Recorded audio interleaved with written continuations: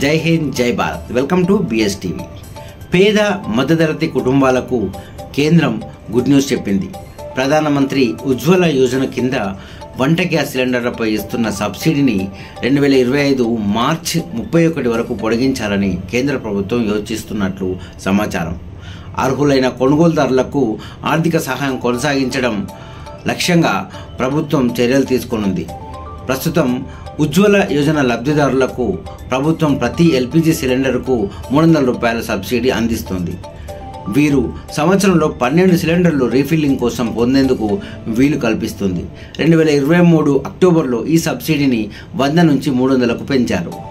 న్యూఢిల్లీలో నేడు 14.2 కిలోల ఎల్పిజి సిలిండర్ ధర 903 రూపాయలు, ముంబైలో 902 రూపాయలుగా ఉంది. సబ్సిడీని మరో ఏడాది పొడిగిస్తూ తీసుకున్న నిర్ణయం వల్ల ప్రభుత్వానికి అదనంగా 12,000 కోట్ల భారం పడుతుందని అంచనా. పథకం ప్రత్యేకతలు ఏంటంటే 2016లో ప్రారంభించిన ప్రధానమంత్రి ఉజ్వల యోజన పథకం మొదట్లో దారిద్ర్య రేఖకు దిగువన ఉన్న 5 కోట్ల మంది మహిళలకు ఎల్పిజి కనెక్షన్లను అందించాలని లక్ష్యంగా పెట్టుకుంది. తర్వాత మొత్తం 8 కోట్ల ఎల్పిజి కనెక్షన్లను అందించాలనే లక్ష్యంతో 7 అదనపు కేటగిరీల నుంచి మహిళా లబ్ధిదారులను చేర్చడానికి ఈ పథకాన్ని విస్తరించారు.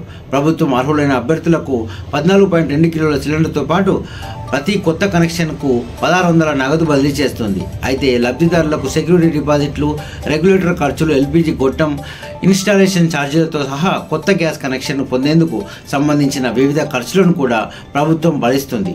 ఈ ఛార్జీల్లో 5 కిలోల సిలిండర్కు 1,150 రూపాయలు చెల్లించాలి. సిలిండర్ సెక్యూరిటీ డిపాజిట్ 14.2 కిలోల సిలిండర్కు 1,250 రూపాయలు లేదా 5 కిలోల సిలిండర్కు 800 రూపాయలు, రెగ్యులేటర్కు 150, ఎల్పిజి గొట్టంకు 100, డొమెస్టిక్ గ్యాస్ కనెక్షన్ కన్జ్యూమర్ కార్డుకు 25 రూపాయలు, తనిఖీ ఇన్స్టాలేషన్ ఛార్జీలు 75 వంటివి ఉన్నాయి.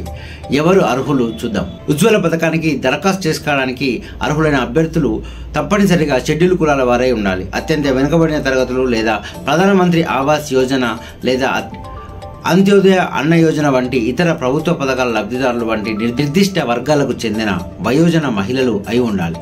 18 సంవత్సరాలు లేదా అంతకంటే ఎక్కువ వయసు ఉన్న వారు అప్లై చేసుకోవచ్చు.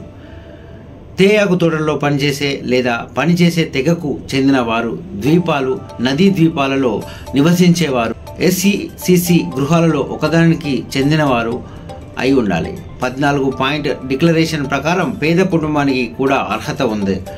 ఆన్లైన్ లేదా ఆఫ్లైన్ దరఖాస్తు చేసుకోవచ్చు. ఆన్లైన్ మోడ్లో దరఖాస్తుదారు అధికారిక వెబ్సైట్ అయిన pmujwala.com/కి వెళ్ళి ఫారంని డౌన్లోడ్ చేసుకోవచ్చు.